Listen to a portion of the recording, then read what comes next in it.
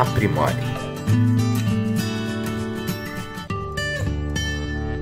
E a quinta, então, e muito importante mudança, se refere da automotivação ao ser motivado pelo outro.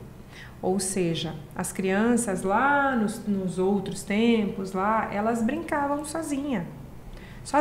Então elas pegavam um pedaço de um pedaço de pau, elas faziam um navio. Pega uma manga, uns né? palitinhos e faz uns bois, hein? Então, assim, na festinha... Espiga de milho. Na festinha, a espiga de milho. Sim. Né? Então, assim, na festinha de aniversário, por exemplo, elas participavam. Elas sabiam de onde vinha, elas ajudavam a fazer os docinhos e tarará, e participavam, e co-construíam a sua própria festinha. E hoje a gente vive num outro mundo de hiperestimulação vinda do externo. Sim. Ou seja, as festas são mega, né? Então, assim, as festas vêm nas festinhas das crianças. Surreal. Então, assim, os doces, é um absurdo de quantidade de doces e assim, vem aqueles palhaços que brincam, né, brincam com as crianças enquanto os pais interagem. E existe uma hiperestimulação, existe a piscina de bolinha, entre outros brinquedos, nas grandes festas e tudo mais. A criança, ela não tem tempo nem de escolher com o que ela vai brincar, porque já tá alguém falando, agora você vai fazer isso, agora você vai fazer isso, agora você vai fazer isso. Tudo muito coordenado já com atividades para que a criança não fique entediada, porque né? A sensação é que se você não der uma direção para a criança, vai sair todo mundo correndo loucamente. E assim, né? Então, e assim, aí vem aquela quantidade depois de brinquedo, que é uma infinidade de brinquedo, que ganhou o brinquedo da avó, da tia, do amigo, que ela nem sabe de onde veio aqueles brinquedos que estão ali na festa, que ela vai ter um absurdo de brinquedo para explorar depois, que ela nem sabe direito, às vezes, o que fazer com esse brinquedo, né? Olha, a gente sente muito isso na sala de aula, sabia? Eu fui fazer uma atividade com os meus alunos que dei alguns objetos para eles e dei um problema para eles resolverem. Então, só entreguei e falei, resolve. Mas como?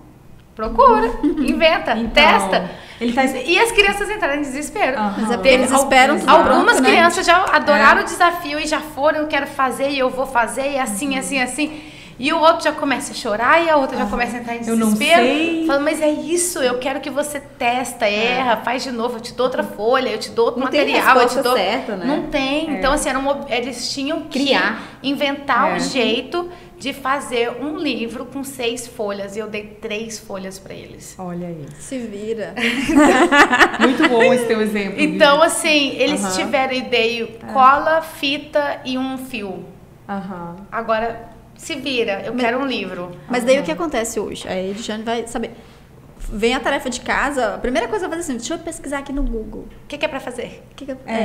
Então lá te dá tudo pronto, né? Te dá tudo pronto. Vem muito do externo, então não vem da automotivação. Então não existe um empenho em fazer alguma coisa, não. É a professora que tem que me dar a resposta, a mãe que tem que me ajudar, tem que me falar como é que é. E acho que E assim, ó, por exemplo, assim, vamos pensar aqui lá pelos seus 10, 11 anos, quando a criança mais ou menos estudava uma língua estrangeira, por exemplo, lá nos tempos antigos, lá voltando aos nossos avós, lá para fazer esse comparativo, né? Então, assim, as crianças pegavam um trecho de uma literatura clássica e estudavam a partir daí, ou de poema, ou alguma coisa, estudavam a gramática, isso e aquilo, e lá com um ano contextualizado. Um ano e meio de estudo, mais ou menos, elas mais ou menos davam conta daquela língua estrangeira, né? Hoje, por exemplo, existem métodos divertidos de ensino, né? Então, se aprender inglês, vem aprender inglês com a nossa escola, que vai ter não sei o quê, conversações e isso, tarará. Ou vamos fazer um intercâmbio lá para aprender de forma natural e tarará, tarará. Então, existem muitos recursos que são externos. Então, não vem de uma automotivação ou de um empenho da criança. O erro de muitos desses recursos é não trazer essa automotivação do aluno, trazer essa automotivação da criança. Porque muitas vezes você pode trabalhar com uma coisa extremamente contextualizada, mas ela está contextualizada em outro contexto, não do que a criança está querendo. Então, aí isso não vai estar no interesse dela, isso não vai estar ali neurologicamente ela não vai querer prestar atenção naquilo. Então, a partir do momento em que a gente trabalha de acordo com os gostos das crianças, de acordo com o desenvolvimento dela, por isso, como você colocou a questão de você ir para um outro país, estar em imersão em um outro idioma, você vai aprender. Porque o seu corpo está acostumado a sobreviver. Sim. Então, o seu corpo vai querer sobreviver àquele ambiente e você vai aprender aquele idioma. Claro. Então, é tudo questão que a gente assim, vai trabalhando. Ok. Não, acho que é bem por aí. Assim, só para finalizar, assim, mais ou menos meu raciocínio, né? Então, assim, o tédio, né? Quer dizer, então, tudo era hiperestímulo do externo, não vem de dentro, né? Não vem da própria, da automotivação da criança, né? Então, o tédio é abrandado com a televisão, com outros recursos, com mídia, com telefone, com... Que é um problema, eu acho. Com iPad, etc e tal, né? Com todas essas outras coisas que são externas. Então, assim, agora, fazendo um fechamento de todas essas mudanças que eu trouxe para vocês, eu perguntaria, assim, digamos assim, essas mudanças são boas? Eu diria que sim. Sim. A gente não quer mais. A gente quer que o nosso filho faça um intercâmbio, que viva a língua de uma forma natural. Certeza. A gente deseja isso. A gente não quer que o nosso filho seja obediente o tempo todo. Até que a gente quer que eles sejam obedientes, né? Mas assim, tem que questionar, né? Mas que eles também dialoguem, né? Que eles sejam... Saibam argumentar, saibam se posicionar. Né? Exato. Então, assim, que eles também... Que sejam modestos, mas que eles também possam se divertir. Que não há nada contra entre eles aprenderem se divertindo, né? Nenhuma dessas habilidades, nenhum desses valores que eram trabalhados antigamente, eles são valores ruins, são valores maus. Mas é porque tudo, quando tá fora, quando tá desequilibrado, não funciona. Então, ou você é só a obediência, não funciona. Agora, se você achar um equilíbrio entre a obediência e aquela liberdade que você tem de ser quem você é e poder argumentar e poder falar o que você sente, o que você acha, então o caminho está no equilíbrio. Agora, se a gente achou equilíbrio, eu acho que não. Mas um dia... Não encontramos ainda. Mas estamos caminhando para ele. Eu chamo de caminho do meio, né? Nós temos que encontrar o caminho do meio. Nem esse, nem aquele. Vamos...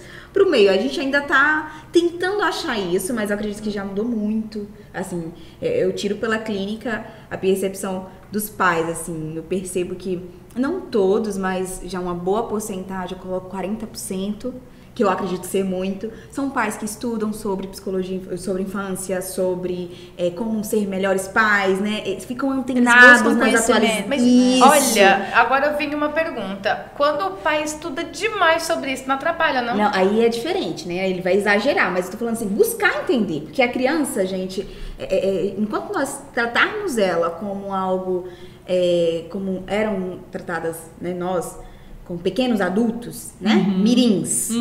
Nós nunca vamos olhar para a criança. Porque a criança, ela tem todo um desenvolvimento, tem todo um processo. São necessidades diferentes. Totalmente. Né? E se a gente olha para ela como um mini adulto, a gente descredibiliza muito o processo do desenvolvimento. Então, quando eu falo de pais que estudam e buscam, são pais que estão querendo entender a infância e valorizar ela como ela realmente precisa para um processo de desenvolvimento mais saudável. Então, quando nós pensamos em pais assim, eu percebo, eu vejo até o processo clínico flui mais, eles estão mais abertos às propostas clínicas, eles estão mais atentos aos comportamentos, muitos deles trazem no processo preventivo e não no processo de adoecimento, que pra mim isso é maravilhoso, eu gosto de trabalhar com prevenção, eu não gosto de trabalhar com adoecimento. E eu faço o Instagram, por exemplo, meu objetivo é esse, é levar informação para que as pessoas tenham a percepção da infância de uma forma de prevenir aquele adoecimento e não chegar ao adoecimento para mim. Eu acho que se a psicologia trabalhasse nesse sentido, seria muito interessante. Só que ainda chega para nós o adoecimento. Então, pais que estudam, estão antenados de uma forma saudável, porque se for também no excesso, aí pesa, porque também tem papais que também, né, ficam ali bitolados, muito enérgicos naquilo e acaba sendo prejudicial, mas Pais que funcionam assim, percebem a infância diferente, eu acho que faz total diferença pro processo clínico, pelo menos comigo, surge um efeito muito maior. Eu recebi uma pergunta esses dias, perguntando sobre a relação ao comportamento das crianças, sobre quando é que a gente percebe que é personalidade da criança, ou a criança tem algum transtorno, ou alguma coisa. Então, como eu vou diferenciar a personalidade ou o transtorno, ou se ela tem algo? Com a criação, né? Porque a mãe sempre é a culpada, né? Com a criação. Então, assim, o que seria, como é que a gente consegue, vai olhar para uma criança e falar assim, isso daí é mal criado. Não, isso aí deve ter algum transtorno de ansiedade, deve ter algum TDAH, alguma coisa. Aí já fala, é mal criado. Cadê a mãe dessa criança? Então, assim, sempre tá por esse lado. A mãe, ela sempre está na situação da responsabilidade e da culpa. E de ser julgada. Então, sempre. Quando pergunta assim, como é que eu vou saber se é transtorno ou se é criação? E eu, automaticamente, eu penso na mãe. E eu falo, que injustiça comigo é essa? Eu estou pensando na mãe, sendo que a criança tem pai e tem mãe. Então, a criação não é só da mãe. A criação é da mãe e do pai. Exatamente, vamos naturalizar isso. E eu acho isso muito engraçado, de eu naturalmente pensar na mãe, enquanto a criação dos meus filhos não é uma mãe centrada, não é a mãe centrada ali. Porque é totalmente dividido. Em alguns dias a responsabilidade é até maior do pai. Então, até eu, com a criação que eu tive, vindo da minha avó, dos meus pais, no momento em que eu penso assim, a culpa da criação já vem mãe. Como assim? Então, assim, mas já está atrelado a nós. Isso, exatamente. Eu acho que por conta da história, né, que sempre a mulher, pelo menos minha mãe, minha avó, veio nesse perfil de cuidar do lar, cuidar da filha. Esperado o cuidado dos filhos. Você tem que saber. No entanto, muito voltado minha irmã ganhou o bebê agora e minha mãe falou, minha filha, ela é muito forte, porque tá dura, sabe? Assim, no sentido, ela elogiando, porque ela tava recém pós-parto, e ela rígida, toda tentando ajudar, fazendo tudo, e ela não, tá ótima. Aí eu imaginando, gente, quando for na minha vez, minha mãe vai falar, que decepção, porque é esperado de mim um X. E você não tem ideia da pressão que é quando o menino nasce, de que você tem que estar E provavelmente minha irmã tá seguindo uma o script, né? O script que é colocado. E que eu segui o script pelo água oposta. Eu entrei em depressão, eu dei piti, eu dei crise. Meu marido chegou em casa, tava segurando o menino, eu quero jogar ele pela janela. Eu fiz tudo.